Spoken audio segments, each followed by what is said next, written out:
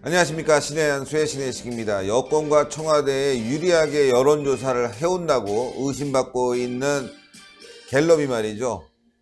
문재인 대통령 지지율을 역대 최악으로 오늘 발표했습니다. 야, 지지층이 다 도망갔다, 빠져나갔다 이 얘기입니다. 이와 관련해서 전옥현 전 국정원 제1차장님 모셨습니다. 안녕하십니까. 안녕하십니까. 다 빠져나갔다고 합니다. 문재인 지지층이. 예.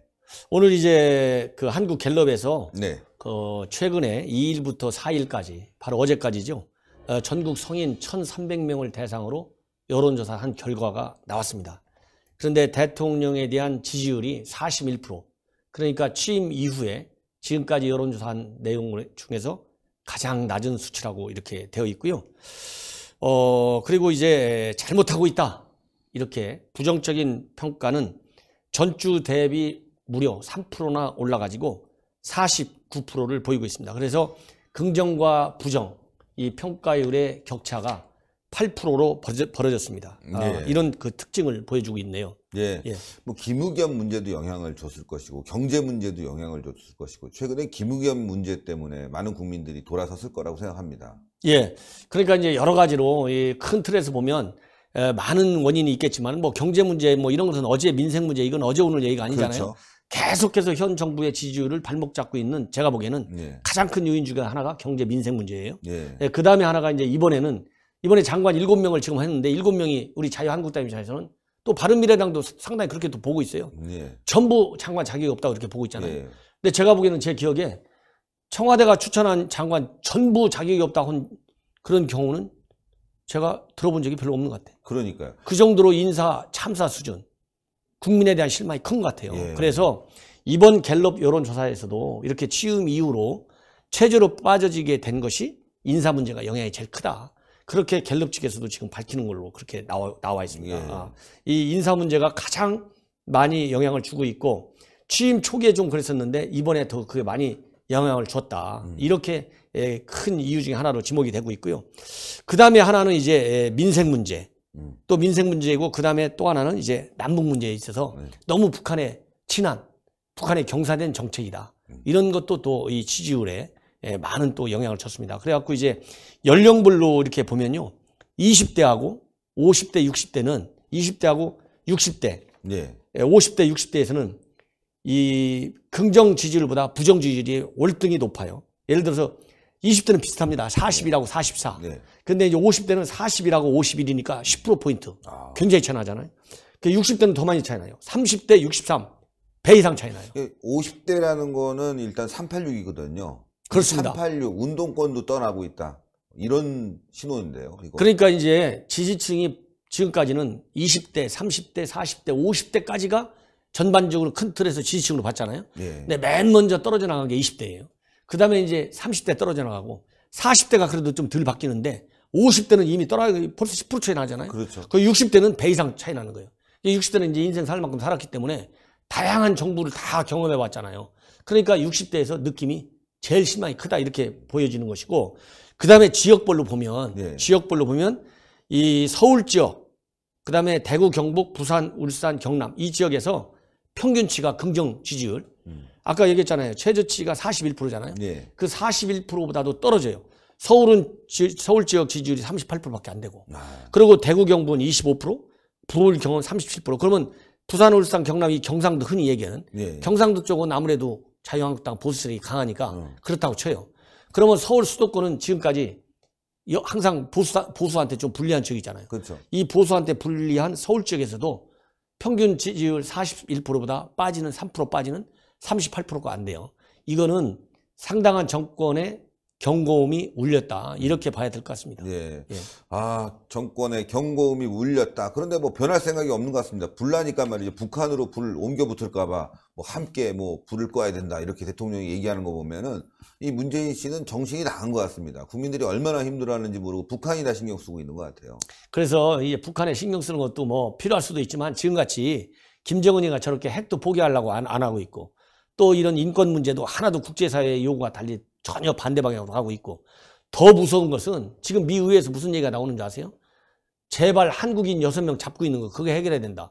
아니 미국 의회에서 왜 그런 얘기를 합니까? 그러니까요. 한국 국회의원들은 도대체 어디서 뭐 하고 있는 거예요? 그러니까. 그리고 한국 정부는 뭐 하고 있는 거예요? 의원님이 돼야 돼요. 아니 예. 지금 사장님이 북한 의원님이 돼야 대한민국 국민이 6명이 잡혀 있는데, 그러니까요. 아니 대한민국 정부와 국회의원들이 걱정을 해야지. 그러니까. 우리 자유한국 때는 인권 문제 똑바로 하라고 여러 차례 얘기한 적이 있어요. 근데 지금 하도 그래도 정부가 아무 조치를 안 한 걸로, 얼마 전에 뭐 조명근 통장관 인권 문제 얘기했다고 하는데, 예. 아니 그러면 공개적으로 다 인권 문제 풀어라 좀 속 시원하게 김정은이한테 대놓고 방송에다 갖고 얘기해야 될 거 아니에요. 그러니까. 아니 속삭여 갖고 얘기 안 하면 대놓고 얘기하죠. 국제사회가 다 인권 압박하는데 뭐가 무서워서 방송에다 대고 언론에다 대고 대한민국 국민 6명 풀어라 소리 못합니까? 그 얘기를 못하니까 지금 미국 의원들이 예. 6명 풀으라고 얘기해야 된다. 제가 오늘 저 미국 방송 봤더니 그 얘기가 나와요.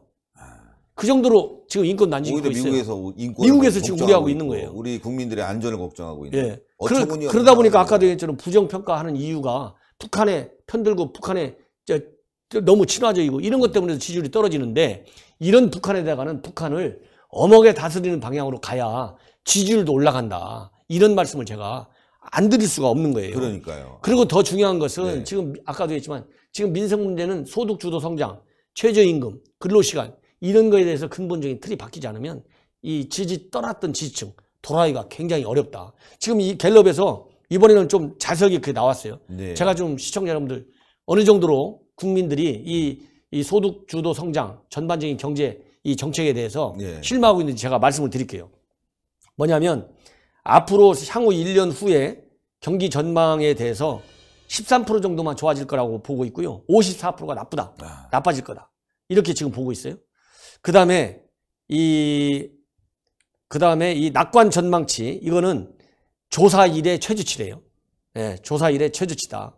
그러니까 2017년 9월에 조사가 시작됐는데 그 이후로 이 비관적인 전망이, 낙관적인 그 전망치가 이렇게 낮은 거는 처음이다. 이렇게 돼 있고, 살림살이도 마찬가지입니다. 살림살이도 앞으로 좋아질 거다. 이건 15%밖에 안 돼요. 그리고 31%가 나빠질 거라고 이렇게 보고 있고, 52%가 비슷하다. 이렇게 지금 나오고 있어요. 그래서 살림살이 전망 순지수가 11개월 연속 마이너스 16이랍니다. 예. 예, 이거 굉장히 나쁜 것이죠. 그 다음에 실업자 수가 앞으로 어떻게 될 거냐. 그러니까 향후 1년간 증가할 것이라고 보는 사람이 58%예요. 감소할 것이나 비슷할 것이라고 보는 사람은 12%나 23%의 한 4-5배가 높은 거예요. 이러면 지금 우리 청년 실업자 문제가 굉장히 중요하잖아요. 그렇죠. 이거에 대해서도 1년간, 향후 1년간 개선될 가능성이 없다고 보는 게 압도적으로 높다. 이런 건 굉장히 불행한 거다. 그리고 지금 노사 분쟁이 굉장히 심각하잖아요. 예. 왜냐하면 민노총이 지금 아주 그냥 그 자기 멋대로 노조 활동을, 강력한 극렬 투쟁 활동을 하니까 이 노사 분쟁에 대해서도 증가할 것이라고 보는 게 52%예요. 이런 것처럼 경제 민생 관련 여론 지지율도 보면 전반적으로 다 지금 나쁘게 돼 있어요. 이러다 보니까 정부 지지율이 올라가기가 굉장히 어렵고, 그런 측면에서는 아까 제가 말씀드린 대로 정부가 우리 야당을 비롯한 정부에서 비판만 한다고 비판하는 계층과 그런 세력을 나쁘다고 평가할 게 아니라 왜 비판을 받는지, 그 비판의 목소리 속에서는 어떤 것을 정책에 반영해야 되는지. 아니 대통령을 모시고 한 경제 원로들도 소득주도 성장 잘못했다고 얘기했다면서요. 그러니까요. 예. 그러면은 대통령께서도 그런 사람들을 만난 이유는 정책에 반영시키고 뭐가 고장났는지 반성을 하고 모은 거 아니겠어요? 그러면 그게 반영이 돼야지. 그렇죠. 안 그러면 그냥 행사로만 끝나면 그 뭘라고 바쁜 사람들 모아다 놓고 같이 좌담회를 합니까? 예.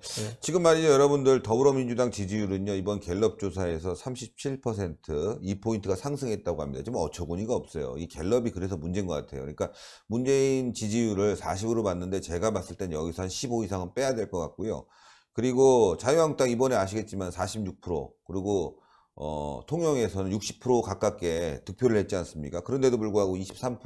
그러니까 자유한국당은 10%에서 20% 높이면 딱 맞아요. 40% 정도 나오는 게 되고, 지금 민주당은 전국적으로 한 석도 못 얻었지 않습니까? 그런데도 37%라고 나오는 게 이게 어처구니 없고, 또 전주에서는 민주평화당이 당선됐지 않습니까? 그렇습니다. 그런데 1% 나오고 있어요. 그러니까 이게 여론조사가 갤럽이 굉장히 엉망진창인데 그런 상황에서도 어떻게 맞춰주는 게 다 10%라고 한다면 20% 정도 뺀다, 15% 뺀다고 하면 지금 20% 초반대 아니면 10%대로 떨어지지 않았나 이렇게 생각됩니다. 예, 실질적으로는.